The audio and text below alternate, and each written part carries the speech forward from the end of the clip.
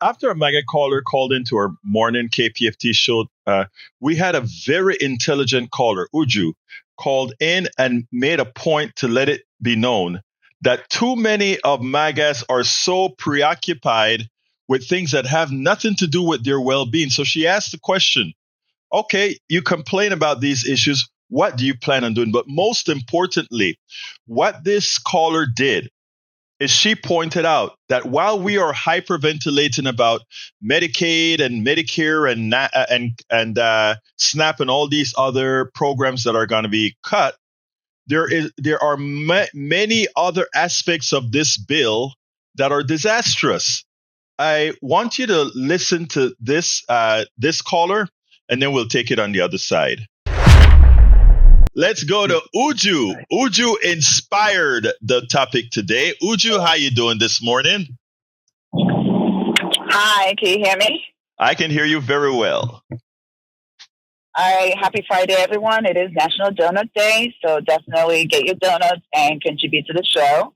Of course, really quickly, I just wanted to highlight a few things.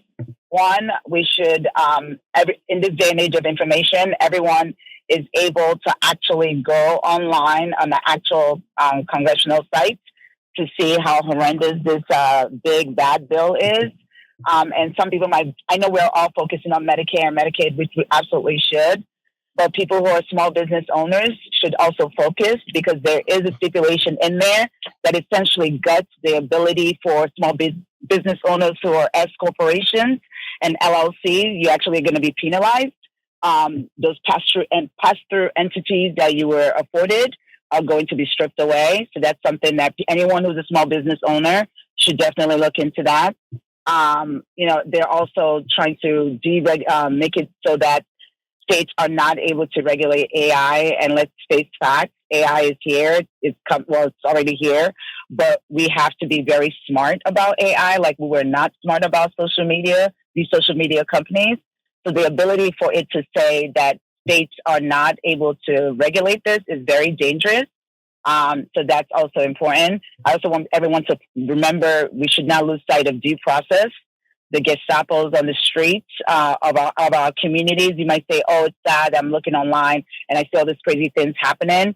It is coming to every single community and every single neighborhood.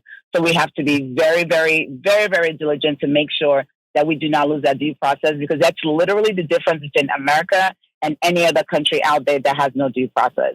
So due process is that bill, very, very important. This drama unfolding between the guy from South Africa, the true illegal alien from South Africa, and the orange baby. Yes, it's great. It's like a soap opera. I don't know if anyone remembers watching soap opera. You wondered why there was never any ending to it. It's never going to be ending, and it is a distraction. So I want everyone to just focus.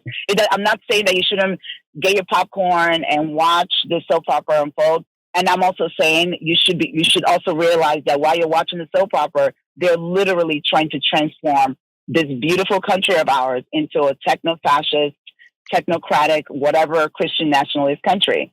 And if anybody thinks that nothing that they're doing does not affect you, I don't even know what else to say. And then my last thing, Egberto, next time Bruce calls, I would like you to ask him, or maybe you've already asked him this.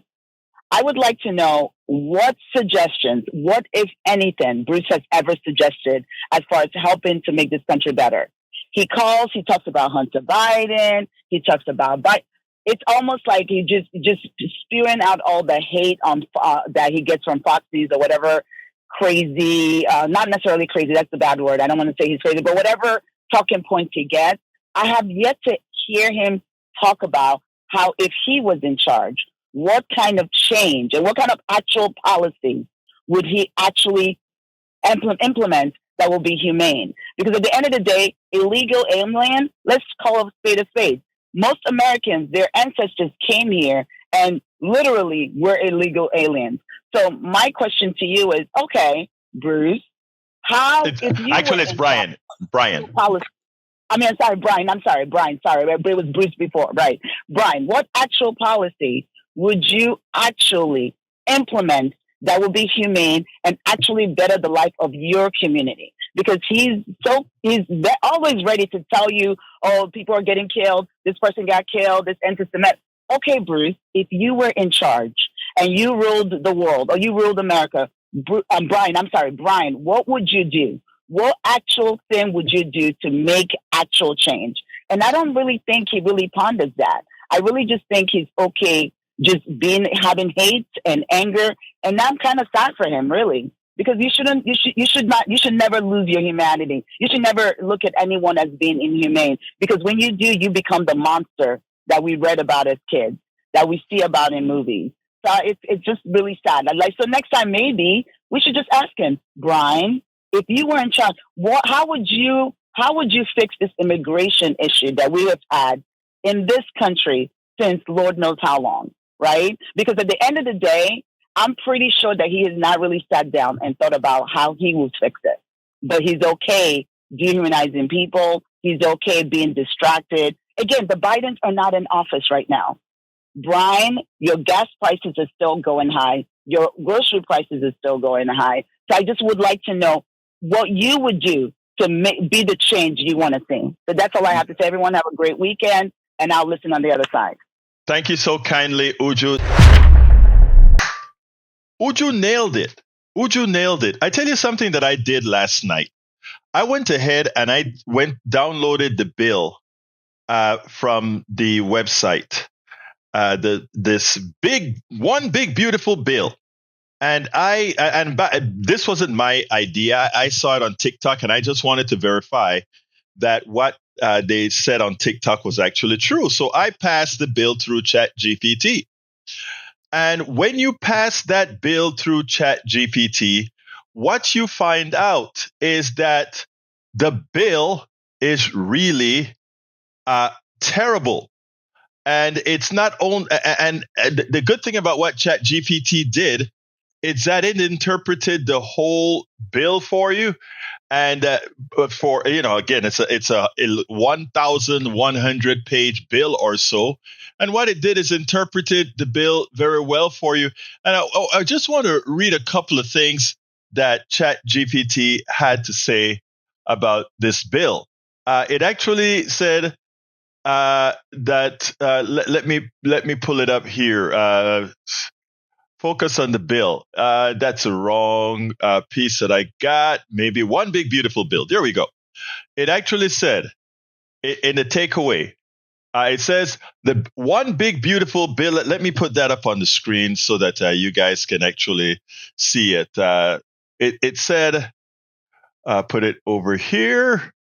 The ChatGPT said, the one big beautiful bill bundles hundreds of disparate measures into a single reconciliation package that aggressively redistributes wealth upward, hollows out social protections, and kneecaps climate action, all while sprinkling in election year talking points about freedom and accountability.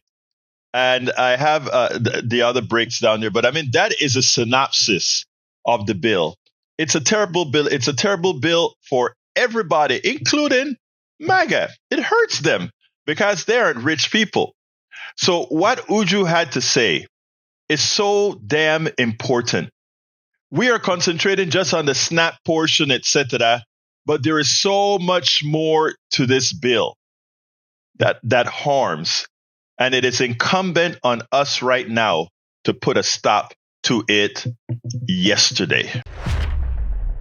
We spend a lot of time deconstructing the news, trying to parse it into a form that everybody can understand. We try to find those little nitpicks where it flies above the fray, etc. If you really like these videos that we do, I want to ask a big favor. Please go ahead. Number one, subscribe to our channel. And number two, please join if you can. Thank you so kindly for watching. Keep watching. Please remember to share. We must populate the entire internet with our progressive message, a message that we know is what most Americans say that they want. So help us, please join.